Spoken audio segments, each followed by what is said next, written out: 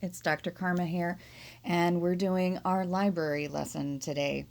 So, you've read the chapters on how to do searches and how to tell academic sources from non academic sources and stuff like that, but I know that many of you are visual learners, and so that's what this is for. Now, I'm basically preparing you for a quiz and also preparing you for doing the research you need to do in this class and others. But just a reminder that the quiz that you're going to take is going to ask you to be able to find the call number of a book, to give me bibliographic data of the books that you're finding. I'm going to want you to find the library map for Shields and tell me what floor those are going to be on. I want you to be able to find non-academic sources, which you already know how to do, at least you should. But then I'm going to make you find me a peer-reviewed source on that topic. So what we're going to be searching today is Shaun of the Dead, a horror film, because I'm recording this due to the coronavirus and it just, I don't know, it felt right to use horror right now. So that's what we're doing. Now, most people, when they're searching, are going to start with Google. Let's just see what happens when I do that and how much I get.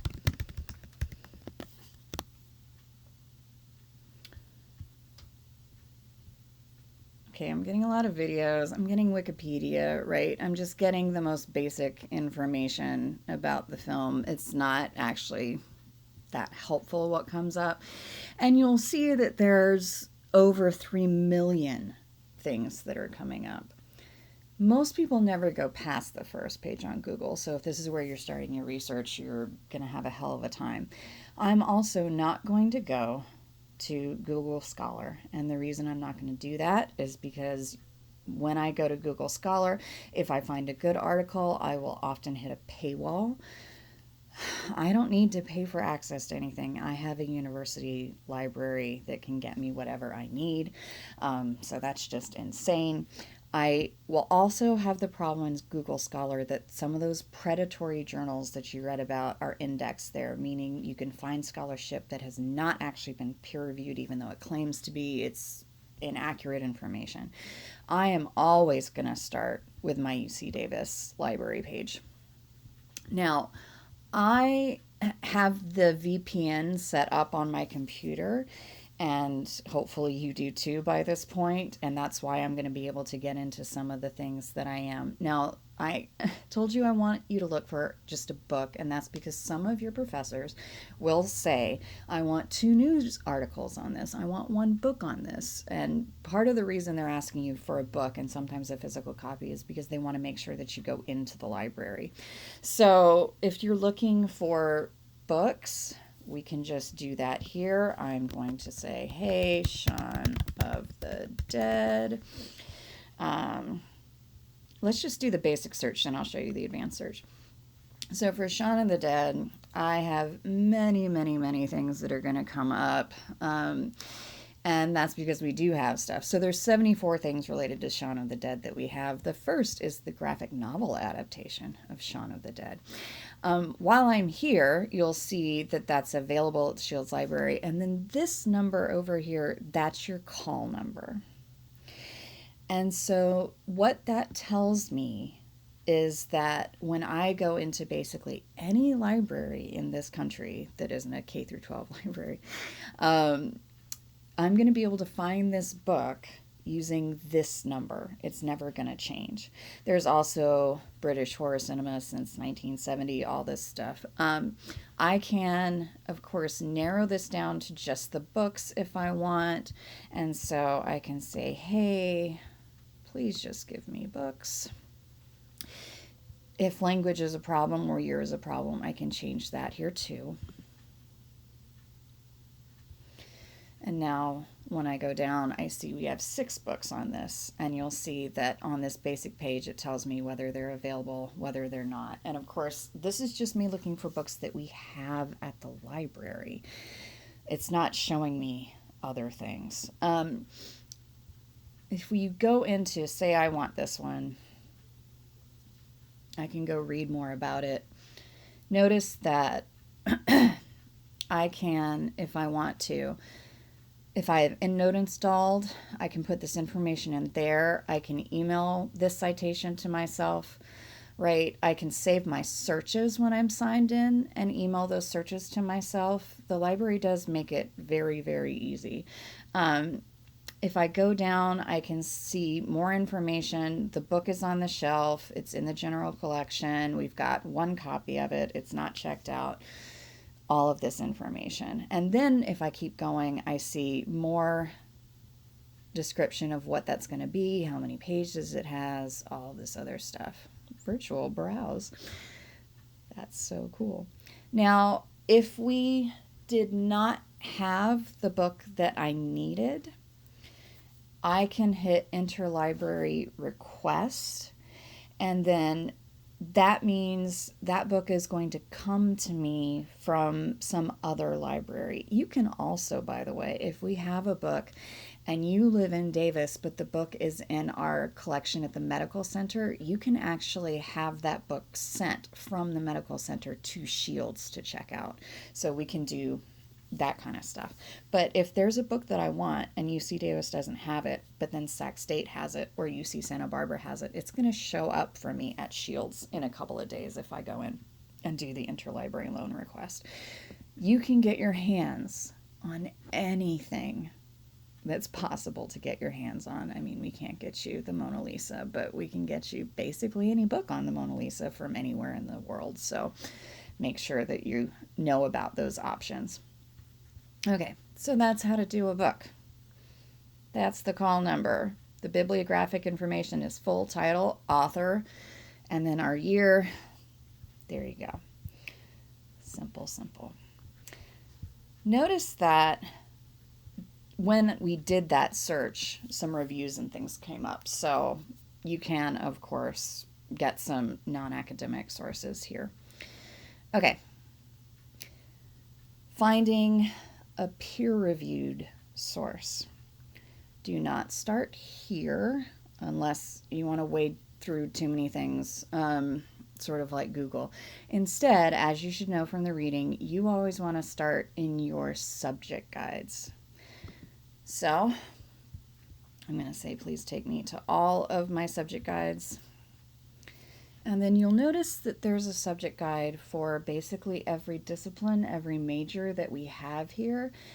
And if you're looking for stuff in atmospheric science, it makes sense to be looking for those sources and not just general sources, right? If I'm looking for things about how weather patterns are working, I'm going to go in here. I'm not going to go into the general search because that general search is going to pull the words from weather from everything. Like the band The Weather Girls are going to come up where they're not going to come up in my atmospheric science databases to confuse me. All right, so I'm thinking about this film, Shaun of the Dead. And there are a couple of places to go for that. I can go into film and media studies. I can definitely go into English language and literature. And so I'm going to do both of those searches now. And I would always search both because the film and media studies databases are only going to pull from specifically film and media databases, where the English language and literature databases are going to pull more widely. And film is literature, so it does get indexed there. This is also, by the way, why you might want to talk to your librarian if you don't know how indexing work or how search terms work. I'm doing film, but you should know there's a bunch of cool stuff in here. We have, for example, access to declassified government documents and all kinds of good stuff. Let's start in film and media studies. My librarian is Roberto. He's a friend of mine. And so he's built this page for us. Right? And if I click on here, it's going to give me some more information about him. It's going to say where I can go talk to him. I get his email address, I get his phone number, and I get all of the stuff that he works on. Knowing who your librarian is for your subject field is of the utmost importance. And Roberto wants to help you find what you need to find. It's much better than other boring stuff that he could be doing throughout his day. Okay, so he's built this guide, and when you see VPN, what you're seeing is that only people who are signed into UC Davis as a student or staff or faculty or whatever can get into these. Regular people can't. So I think it makes the most sense to go into the Film and Television Literature Index. I am going to say, hey, Shaun of the Dead, please.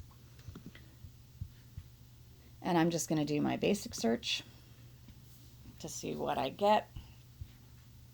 90 results. Now, most of what's coming up here is film reviews, right? I can get to a lot of them here, which is nice. And just, Hollywood Reporter, all this stuff. But I can, because this database is nice, go into peer-reviewed and then see what I got. And then I get 6 results.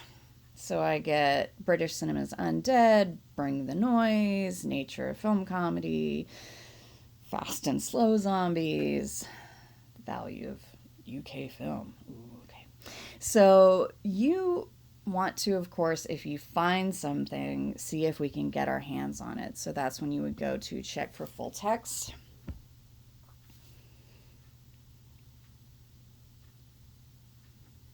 And here we do have the full text available. If we did not, look how I'm scrolling down, and I can do an interlibrary request for that.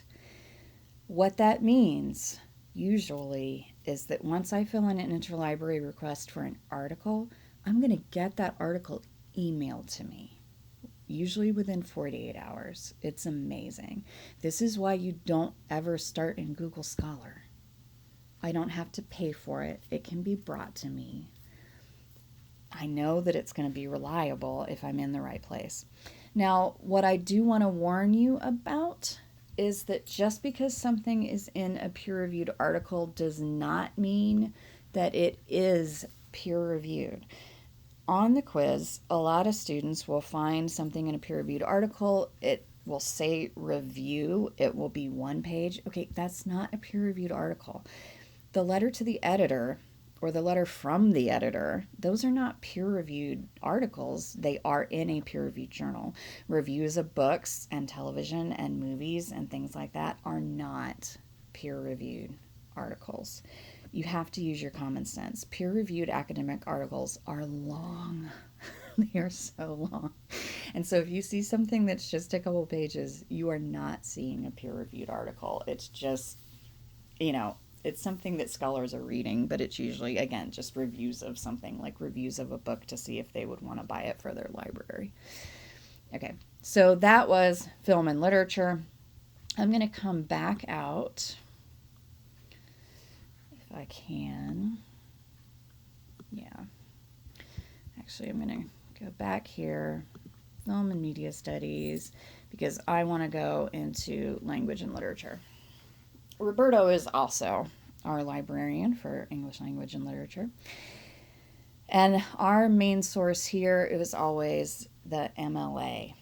Again, I am signed in with my VPN so I can do this. You'll see that Abesco host is using both, but it's still pulling from different journals to create those databases. The other sound you hear is my cat scratching himself and his collar is hitting, if you can hear that. Okay, Shaun of the Dead. I'm just going to do basic search first. And here we get fewer results, but that's because the MLA database does not pull from Entertainment Weekly and magazines and stuff. MLA is designed for scholars. And so basically everything you're going to see in here is going to be scholarly. But I can, of course, make sure that I'm in a peer-reviewed journal. This takes me down to 5, and some of these are the same. This is a different article that we didn't see before, and that's why you want to look in a couple of different databases that make sense to make sure that you can find everything. I'm going to see if we have this.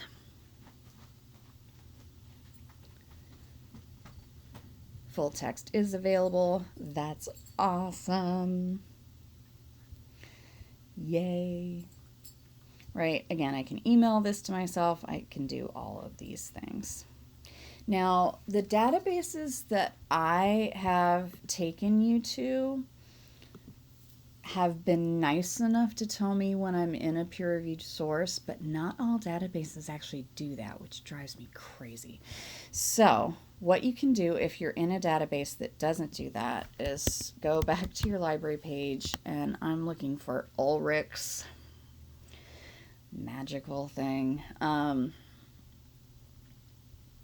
Where is this?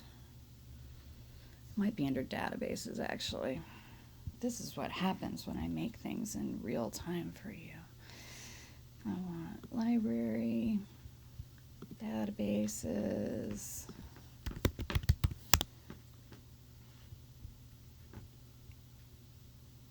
Okay, yep. So you have access to something called Ulrich's Periodicals Directory. So if you're in some silly database that doesn't tell you, it tells you here, enter a title, ISN, or search term to find journals or other periodicals. I am going to search for Velvet Light Trap, which is strangely a journal title that we have. And what's coming up, you'll see, is these are the listings for that. And then over here, there is a headless soccer referee, football in every other country. And that means that the Velvet Light Trap is indeed a peer-reviewed journal. Again, that doesn't mean that every little review is peer-reviewed, but it is. But if I'm apparently looking at Trap and Field, nope. If I'm looking at something called Black Velvet, nope. And you can see the difference over here. This is a journal, this is a magazine. Some of those databases, though, are also, as you saw, pulling from magazines. And so you want to make sure that you're looking at the right thing, and that's how to find it. Okay, the last thing I want to be able to show you how to do is how to use these asterisks. So if you're looking for sources on Shaun of the Dead, it might occur to you that you can find sources on other zombie films and maybe take some of those ideas and apply them in your paper. And so if I say zombie, just everything. Okay, 277, hooray. But then I realize I'm missing some words. So as our chapter says, go to the root of the word, put an asterisk, and that means this is going to pull zombie, zombism, zombies, instead of just the one word. And let's see if I get more results. I bet I will. I get 295. That's more sources than I had before, and that makes me happy.